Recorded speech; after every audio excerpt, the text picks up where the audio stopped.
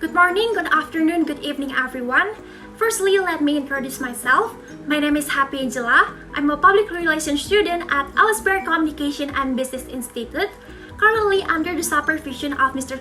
Bonar Sirait as my public speaking and presentation skill lecturer. Today, I would like to talk about public health. So, what is exactly public health and why is it so important?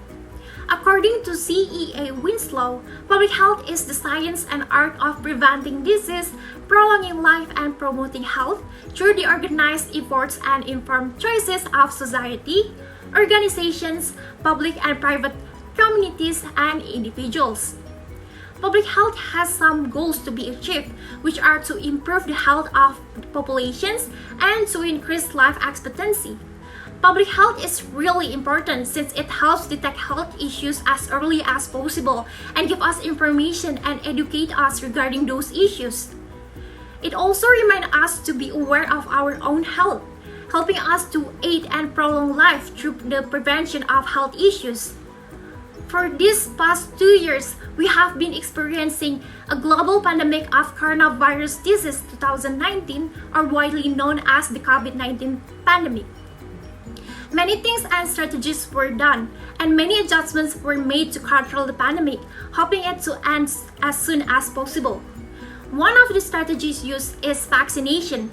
On 5th October 2020, President Joko Widodo approved the presidential decree regarding the procurement and the implementation of vaccine as a way to countermeasure the COVID-19 pandemic.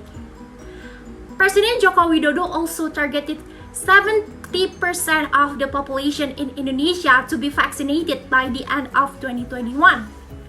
As one of the institutions responsible for handling COVID-19, the Ministry of Health of the Republic of Indonesia keeps encouraging the public to do the vaccination. Currently, there have already many vaccines available in Indonesia, such as Sinovac, AstraZeneca, Moderna, and some more. However, there are still many people who are afraid and against being vaccinated. Why? It's because they think that the COVID-19 vaccine is not safe and it will endanger their life. Therefore, in response to that, the Ministry of Health uses many ways like socializing the COVID-19 vaccination on news and advertisement, also using opinion leaders, and of course using social media. One of the social media used is Instagram, where the Ministry of Health posts information and importance of COVID-19 vaccination from time to time.